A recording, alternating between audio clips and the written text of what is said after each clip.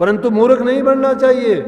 किस तरह से कि एक राजा था और राजा की घरवाली सत्संग प्रेमी थी, वो सत्संग में जाती थी, गुरु धारण किया था, तो अपने पति को भी कहती थी राजा को कि बादशाह सलामत आप भी गुरु से दीक्षा लेके नाम की कमाई किया करो, मनुष्य का चोला बड़ा मुश्किल से मिलता है। नानक साहब ने कहा ना, बही प्राप्त मानस दे हरियां, गोविंद मिलन की ये तेरी बरियां, और काज तेरे किते न काम, भज साध संगत भज केवल नाम, कर साध संगत, के संतों का संग कर और केवल नाम भज, और काम तेरे काम आने वाले नहीं है। क्यों काम आने वाले नहीं? वही शिक्षा रानी ने राजा को दी।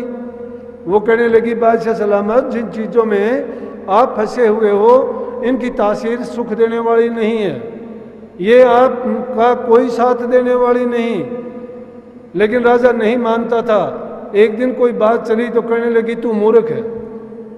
अब राजा को मूर्ख कह देना, जिसके हाथ में पूरी शक्ति है, पूरा शासन कार्य उसका है, जिसके पास सेना खजाना सारी प्रजा सब लोग उसके हुक्म के नीचे हैं और सब उसके हुक्म में चलते, और उसको मूर्ख कह देना माड़ी बात तो नहीं है। लेकिन रानी की जब बात सुनी, कभी ना कभी इंसान के अंदर में जब अंधकार का पर्दा उठ जाता है तो उसका ज्ञान जागृत होता है। ज्ञान का और घाम का चमका लगता है। कोई वक्त ऐसा आता है, कोई ऐसी ठोकर लगती है कि इंसान की भ्रम की नींद टूटती है, वो जागता है और उसका अज्ञान हट जाता है, उसका भी भ्रम का पर्दा हटा और उसके दिमाग में बात आई कि रानी ने मुझे मूर्ख क्यों कहा, आखिर तेरे में मूर्खता की बात कौन सी है। उसने इस बात को जानने के लिए रानी से कहा कि मैं मूर्ख, कहने लगी तू सबसे बड़ा मूर्ख है। राजा ने सोचा कि मैं ये जानने के लिए कि भाई मूर्ख कौन है, कैसा है, उसने एक मूर्ख देखा और उस मूर्ख को एक सोने की छड़ी पकड़ाई और सोने की छड़ी दे के कहने लगे कि ये ले, सोने की छड़ी आपको दी है और ये छड़ी आप उस आदमी को देना जो आपसे ज़्यादा मूर्ख हो। उस छड़ी को लेके वो आदमी घूमता रहा, 10-20 साल बीत गए। अब इंसान की, हर इंसान की प्रवृत्ति है, अपने दिमाग में अपने से ज़्यादा होशियार वो सोचता ही नहीं है किसी को, हर एक को मूर्ख सोचता है। तो वो छड़ी दे किसको? अपने आप को ही सब कुछ जानता था, दूसरे किसी को मूर्ख उसने जाना ही नहीं। बोला कि सबसे ज़्यादा मूर्ख कोई मिलेगा तो ही उसको दूंगा, लेकिन उसकी नज़र में कोई ऐसा नहीं आया, उसको लिए घूमता रहा। क्योंकि राजा ने भी उसमें मूर्खता, क्या मूर्खता देखी थी कि राजा ने एक दिन देखा कि एक पेड़ की डाली पर वो बैठा हुआ है, उसी शाखा पे बैठा है, उसी डाला को काट रहा है। वो जब शाखा को काट रहा था तो राजा ने देखा कि थोड़ी देर में ये शाखा कटेगी, ये नीचे गिरेगा, इससे ज़्यादा मूर्ख कोई हो नहीं सकता। क्या इसको इतना ज्ञान भी नहीं है? इसीलिए राजा ने उसको छड़ी दी थी। तो छड़ी को लिए घूमता रहा। कुदरत के हिसाब से ऐसा टाइम सबका आता है, राजा का भी वक्त नज़दीक आ गया, बीमार हो गया, बिस्तर पर लेटा हुआ था। उस मूर्ख को भी पता लगा कि राजा बीमार है और उसने तुझे कहा था कि कोई मूर्ख मिल जाए तो उसको देना, लेकिन तुझे कोई मिला नहीं, चल राजा के पास जाके हाल तो पूछूं। राजा के पास पहुंचा, राजा से पूछने लगा कि आप कैसे हो। राजा कहने लगा कि बस मेरी हालत ख़राब है और अभी मुझे यात्रा पर जाना है। बोले कि यात्रा पे जाना है? कहाँ जाओगे यात्रा पे? बोला कि ऐसी आप बहुत दूर यात्रा पे जाना है। कहने लगा बहुत दूर यात्रा पे जाओगे तो कोई आपकी रानियां साथ जाएंगी? बोला रानी कोई नहीं जाएगी। बोला राजकुमार साथ जाएंगे? बोला वो भी नहीं जाएंगे। कहने लगा तो सेना तो ले जाते होगे साथ अपनी रक्षा के लिए? बोला सेना भी नहीं जाएगी। तो कहने लगे तो कोई आपको ये खजाने में से कोई खर्चा पैसा ये तो कुछ लेके जाओगे?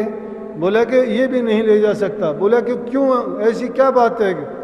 ऐसी लंबी यात्रा आप कहते हो, लंबी यात्रा पर जाओगे, ना आप अपने अंग रक्षक साथ लेके जा रहे, ना नौकर साथ लेके जा रहे, ना रानी और बच्चे साथ लेके जा रहे, ना आपको धन दौलत पैसे की ज़रूरत पड़ेगी वो लेके जा रहे।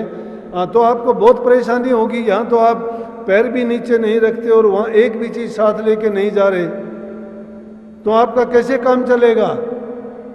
कहने लगा अरे मैं ऐसी यात्रा पे जा रहा हूँ, ये चीज़ वहाँ कोई साथ नहीं जा सकती। बोले कि क्यों?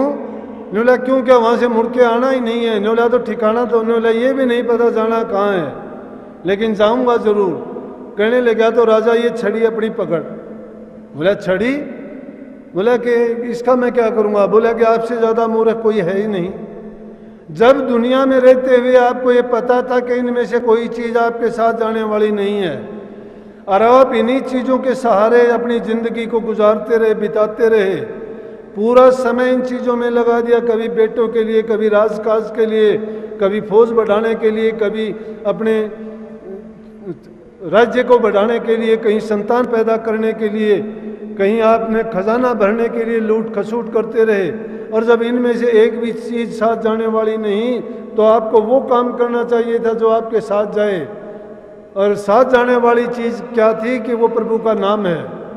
तो प्रेमियों, कहने का मतलब ये है कि जानते हम सब कोई हैं कि ये जितनी सत्ता है, जितना भी ये हम अपनी आंखों से चराचर का जीवन इस धरा पर, जहाँ तक हमारी समझ, जहाँ तक हम देखते, सोचते और जा सकते हैं, जानते हैं कि इनमें सारी चीज़ें संसार में यहीं रह जाएंगी। ये तो उस धर्मशाला की तरह से है कि जिसमें मुसाफिर आते हैं, कुछ समय के लिए रुकते हैं, पर चले जाते हैं। एक मुसाफिर वो होता है जो रहते हुए उस धर्मशाला को अच्छा करके जाता है, बाहर झाड़ के, बिस्तरों को ठीक अपनी जगह पर रख के, सामान को उसी जगह, क्योंकि यहाँ के इस सराय का जो सामान है, इनको आप सिर्फ प्रयोग कर सकते हो, साथ कोई भी नहीं ले जा सकता। साथ ले जाने वाली चीज़ क्या है? आपके साथ गुरु भक्ति साथ जाएगी, नाम की करी हुई कमाई आपके साथ जाएगी। संतों ने इसीलिए संसार में आके ये हेला दे के इन जीवों को यही ज्ञान, यही समझ देते हैं कि तुम्हें नाम की कमाई करनी चाहिए, और जो जीव नाम की कमाई करेगा वही चतुर है, मूर्ख नहीं है। अगर जो इनकी कमाई नहीं करता वो मूर्ख कहलाता है, और यहाँ से जाने के बाद इसको गंदी मंदी जो भी योनि मिलती है उसको अपना कर्म वैसा ही भोगना पड़ता है। तो प्रेमियों, संत अपने कर्म से, अपने वचन से, अपने मन से हर प्रकार से जीव का कल्याण करते हैं, कि जिस प्रकार से उन्होंने शिक्षा दी कि अपना कमा के खाओ। कमा के खाने का मतलब था कि उन्होंने खुद इस चीज़ पर वो चले थे। अरे जो इंसान खुद वो कर्म करता नहीं है तो दूसरे से कैसे करवा सकता है? उन्होंने खुद, अगर किसी की 2 रोटी भी खानी पड़ी तो उस घर में जाके कहता था, अगर उनको किसी ने कहा कि भगत जी 2 आप खाना खाओ, कहने लगे खाना खाने से पहले मेरे से उस खाना खाने के नाम का कोई काम करवा लो, मैं इसे तो नहीं खाऊंगा। चाहे कितने दिन भूखा रहना पड़ा, लेकिन किसी का कर्ज अपने सिर पर लेके नहीं गई। अरे हम जब रात दिन ऐसी ऐसी शिक्षा हमारे सामने है और धोखाधड़ी का काम करते हैं। संतों के अंदर तप, त्याग और साधना 3 चीज मुख्य करके होती हैं, और वो तीनों चीज पूर्ण रूप से उनमें थी। उन जैसा तप में क्या आ जाता है? आदमी मन का, इंद्री का, खान पान का, रहन सहन का, हर चीज का संयम बरतना पड़ता है। हम तो अगर 2 पल के लिए खाना नहीं मिलता है झगड़ा करने लगते हैं, थोड़ी सी तकलीफ होती है उसको बर्दाश्त नहीं कर पाते। लेकिन उस मालिक की मौज को परखने के लिए और समझने के लिए इंसान को हमेशा उसकी मौज को जांचना चाहिए कि हमारे निमित्त जो मालिक ने भेजा है वो सबसे बढ़कर तोहफा है, या हमारे सामने जो भी हालात और परिस्थिति आई हैं वो किसी और का नहीं, हमारा खुद का किया हुआ कर्म है। और वो खुद के किए हुए कर्म की शिकायत हमें दूसरे के सामने नहीं कर सकते। जब ये राज जीव के समझ में आ जाता है तो उस जीव को किसी प्रकार की शिकायत इस दुनिया से नहीं रहती। लेकिन हम तो अहंकार में, मान में, बढ़ाई में, इच्छा, आशा, तृष्णा, वासनाओं के समुद्र में ऐसी डुबकी लगाते हैं कि बाहर निकलने का काम ही नहीं पड़ता। भूल जाते हैं उस भंवरे की तरह से जो फूल की सुगंध में मोहित होकर फूल पे बैठता है, फूल बंद हो जाता है और वो अपनी शुद्ध बुद्ध भुला के फूल में अपना जीवन बर्बाद कर देता है। उसको पता ही नहीं कि कब रात हुई, कब दिन गुजरा, कब फूल बंद हो गया, कब तेरे प्राण छूट गए। अरे आया था किससे ये इंद्रियों का सुख, ये शारीरिक सुख जो हमें सुख प्रतीत होता है, ये सुख नहीं है। संतों ने इसीलिए उस हालात में अपना गुजारा करके, संतों के लिए क्या नहीं होता, अगर चाहे तो सब कुछ, भटके हुए जीव उसमें बहक जाते हैं। माया जाल लिए फिरती है, वो भी संतों को सबसे पहले फांसती है, क्योंकि त्यागी के संग लागी डोले लोभी कर कर लूटा। ये माया ऐसा जाल लिए फिरती है कि थोड़ा भी त्यागी दिखाई देता है उसी पर जाल डालती है। जो गुरु के आश्रय नहीं होता, जो इस मोह माया की लहर में बह जाता है, वो उस माया के जाल में फंस जाता है। लेकिन जो गुरु की टेक बांध के गुरु की सच्ची ओट ले लेता है, उसका माया कुछ नहीं बिगाड़ सकती। ये माया उनके पीछे पीछे भागती रहती है और संत उसको ठोकर मारते रहते हैं, लताड़ते रहते हैं, उनको कोई अहमियत नहीं देते। इसलिए वो माया जो त्यागी होता है उसके तो पीछे भागी फिरती है, और जो रागी होता है उसको लूट लेती है, लोभी करके लूटती है। अरे क्या करते हैं जो जिनके पास ज़्यादा धन है, सोने चांदी की रोटियां खाते हैं, वो उनकी रातों की नींद हराम है। उस पैसे से थोड़ा कम हो जाता है, उनको झटका लगता है, बर्दाश्त नहीं कर सकते। कई लोग तो अपना शरीर छोड़ देते हैं। अरे ये पैसा सब कुछ नहीं है। इंसान अगर अपनी कामनाओं पर, वासनाओं पर, तृष्णाओं पर लगाम डाल ले, इस मन को अपने दायरे में रखे, अगर गुरु के खूंटे से मन को बांध दे और ये गुरुमुख बन जाए और मन को पीठ दिखा दे, तो कोई इसका बाड़ बांका करने वाला नहीं है। संतों की तो ये शिक्षा है कि इस जीव को वो भेद, वो रास्ता खोल के बताते हैं, बल्कि अपने जीवन को उनके सामने ऐसा करके दिखाते हैं और कहते हैं कि जब मैं ऐसा कर सकता हूं तो आप क्यों नहीं कर सकते, आप भी कर सकते हो। और जो हम उनके बाहर के हाव भाव को, देख रेख को, उनके रहन सहन को, उनके पहनावे को देख के उन जैसा भेष बनाने की कोशिश करते हैं, लेकिन मन को रंगने की कोशिश नहीं करते। और गुरु को प्यारा क्या है? जो उस प्रभु के नाम में, हरि भक्ति में, उनके सुमरण में अपने मन को रंग देता है, अपनी बुरी वासनाओं को बाहर निकाल देता है और अपने मन के अंदर वो सच्चाई का, प्यार का, भक्ति का, सेवा का रस कूट कूट के भर लेता है। उसका जीवन पवित्र है, वो हंसता हुआ संसार में रहता है, हंसता हुआ यहाँ से जाता है और उस जीव का सदा के लिए मोक्ष और कल्याण हो जाता है। संतों की ये शिक्षा है कि वो चाहे उनको कष्ट उठाना पड़े, कोई बात नहीं, जब 1000 काम तुम करते हो उसमें एक काम जरूरी ये भी कर लिया करो। लेकिन इंसान समझता नहीं है। जब लग जरा रोग नहीं आया, जब लग काल गिरसी नहीं काया, जब लग बिकल भई नहीं बाणी, भजले रे मन सारंग पानी, अब नहीं भजसी भजसी कब भाई, आव वक्त न भजिया जाई, एतरा वोसर एतरी बार, फिर नहीं पावे ऐसी सार। ये मौका फिर मिलने का नहीं है, ये मुश्किल से मिला है। क्यों मिला है मुश्किल से? इसको तो सिर्फ त्रिकालदर्शी संत लोग जिन्होंने इसको जाना है, देखा है, वो आपको बता सकते हैं। जिन्होंने खुद अनुभव किया है वो संसार के जीवों को ये बात बताते हैं कि भाई ये इंसान का चोला आपको जो मिला है ये एक तोहफा है, और इस तोहफे को बेकार ना गंवाओ। अगर ये अब हाथ से अवसर चला गया फिर 84 में जाओगे।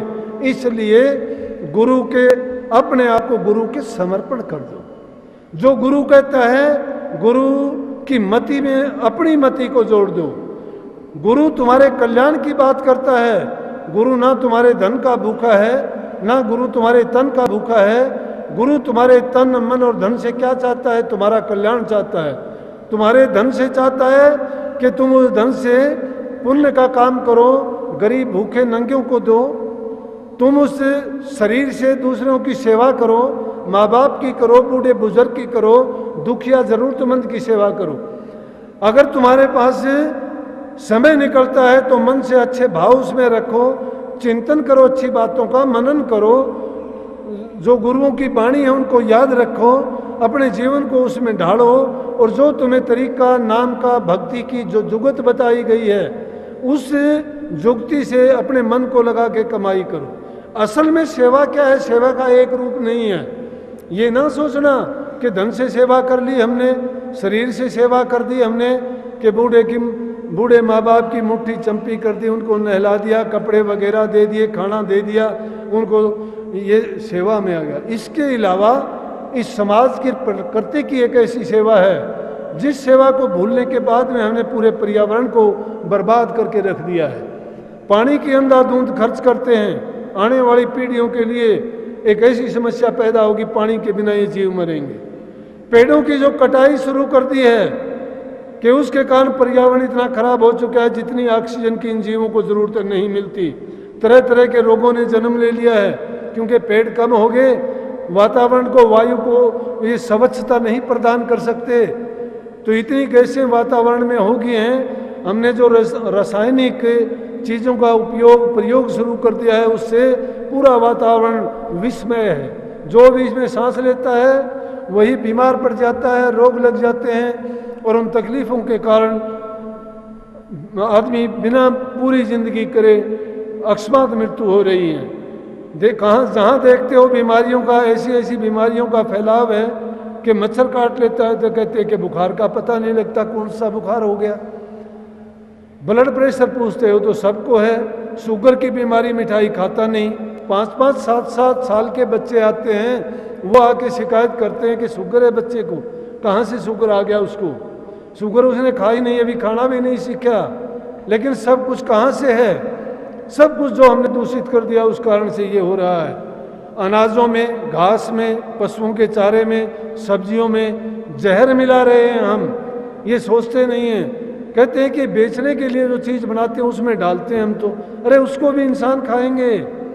जब इंसान जहर परोसता है थालियों में, तुम जो चीज़ें खाते हो उनमें से आपका 30% आप विष का पान करते हो।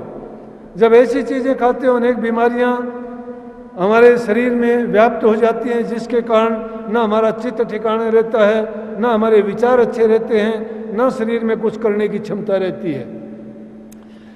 तीसरी चीज, बड़े से बड़ा घोर पाप और करते हैं हम कि भ्रूण हत्या करते जा रहे हैं। खुद ही जो चीज कभी हमने सुनी भी नहीं थी, आज ऐसा जुल्म और अन्याय हो रहा है कि गर्भ में ही जब पता लगता है कि कन्या है, उसको गर्भ में ही खत्म करवा दिया जाता है। अरे कुदरत तो चाहती है किसी जीव को यहाँ भेजना, तो हम तो खुदा बन गए। वो भेजना चाहता है, हम उसका विनाश करना चाहते हैं। ये मूर्खता है इंसान की। महाराज जी कहते थे, बड़ी गहरी बात थी, कहने लगे मेरे पिताजी कभी सत्संग में नहीं गए, सत्संग से वो नफरत करते थे, महाराज जियों को भी जाने से रोकते थे, कई बार उनकी पिटाई करते थे, कहते थे सत्संग में ना जाया कर, अपना काम किया कर, ये किस लिए तुम्हारे काम की चीज़ नहीं है। ये तो वैसी बात थी जैसे अब्राहम लिंकन का बाप भी अब्राहम लिंकन को पीटता था, कहता था तू ये भाषणबाजी बंद कर, तो ये किताबों को एक तरफ रख दे, क्यों तू क्या पढ़ता है, तू खेत में चल के काम कर, खेत से चल के मूड़ निकाल, खेती के लिए ज़मीन तैयार कर, तू मेरे साथ, क्या तुम इनमें गवानों में जाके भाषणबाजी करता है, तू कोई लीडर बनेगा।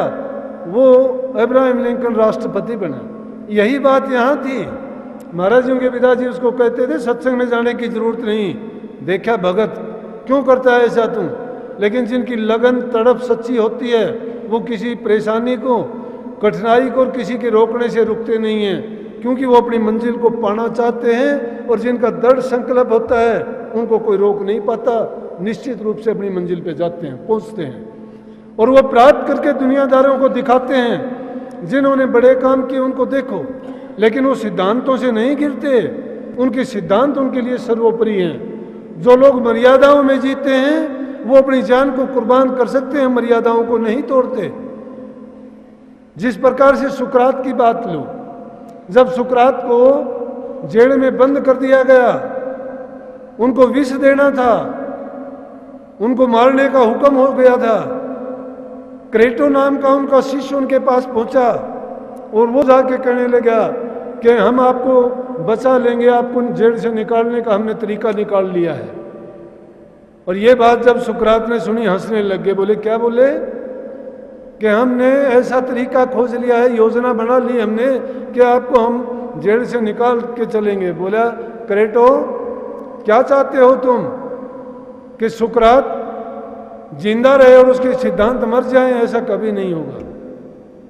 और फिर जेल के अधिकारियों को और उनको भी किसी प्रकार की, जिनकी ड्यूटी लगी है, जिनका कर्तव्य है, उनको किसी प्रकार की यात्रा नहीं होने दूंगा, उनको किसी प्रकार की भी कोई सजा नहीं होने दूंगा। मेरा कर्म जो मेरा लिखा है, वो बोला कि मैं सच्चाई का रास्ता नहीं छोड़ सकता।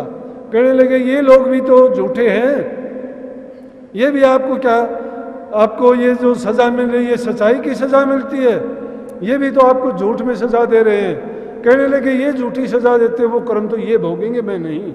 लेकिन ये नहीं कि सुकरात तो जिंदा रहे और उसके सिद्धांत मर जाएं, मेरे सिद्धांत जिंदा रहेंगे लेकिन मेरी जान चली जाए मुझे परवाह नहीं है। महाराज जी कहने लगे, अपने अडिग थे उन बात पर। क्यों? इसीलिए ये चीज़ें सिद्ध करती हैं कि वो खुद ही राधा स्वामी दयाल का रूप धार के इस संसार में प्रगटे थे। तो उनको एक दिन उनके पिताजी कहने लगे, उन्होंने सोच लिया मानने वाला है नहीं। जब कोई नहीं मानता है आदमी और वो देखता है कि सही रास्ते पर, सच्चे रास्ते पर, उसी के पीछे लग लेते हैं। विरोध करने वाले लोगों को जब पता लगता है ये सच्चा है तो सच्चाई के रास्ते पर चल पड़ते हैं। उसी प्रकार से तो महाराज जी ने कहा कि एक दिन मेरे पिताजी ने एक सवाल किए, बोले कि ओए भगत, बोले हाँ पिताजी, कि ये बताओ तू अगर भगत है तो परमात्मा कब हंसता है? बोला कब हंसता है परमात्मा और कब उसको दुख होता है? बोला कि इसका तो मेरा गुण। बोला कि मूर्ख, मैं बताऊं कि परमात्मा जब हंसता है कि जब 1000 हाथों वाला तो किसी को देना चाहता है और 2 हाथों वाला उसे छीनता है, तो परमात्मा हंसता है कि कितना मूर्ख है, मैं जो देना चाहता हूं और वो छीनना चाहते हैं। और एक बार कब हंसता है? वो जब हंसता है कि वो 2 हाथों वाला तो उससे छीन लेना चाहता है, वो लाखों हाथों वाला तो छीन लेना चाहता है और 2 हाथों वाला उसकी मदद करना चाहता है। परमात्मा हंसता है कि देखो कि जिसको मैं ये करना चाहता हूं और ये उसकी क्या मदद कर सकता है। तो कहने लगी कितनी कमाल की बात थी। वही बात समाज में आज देखने को मिलती है कि जब वो परम सत्ता, वो परम ताकत तो किसी जीव को संसार में उसके कर्म भोग रोग के लिए, शोक के लिए उसको भेजना चाहती है, और हम इंसान उस लाखों हाथों वाले किए हुए काम को उल्टा मोड़ना चाहते हैं। इंसान की ये मूर्खता है। वो शायद अपने आप को ज़्यादा होशियार, ज़्यादा समझदार, ज़्यादा बुद्धिमान जानता है। वो ये नहीं सोचता कि संतों ने इसीलिए कहा कि उस मालिक की मौज में, उसकी रजा में राजी रहो। उसकी रजा क्या है कि जो कुछ होता है वो उसकी रजा के बिना एक पत्ता तक नहीं हिलता। अपनी तरफ से तुम अच्छा और सच्चा रास्ते पर चलते रहो, जानबूझ के गलत ना करो, किसी पाप के कर्म में ना फंसाओ अपने आप को।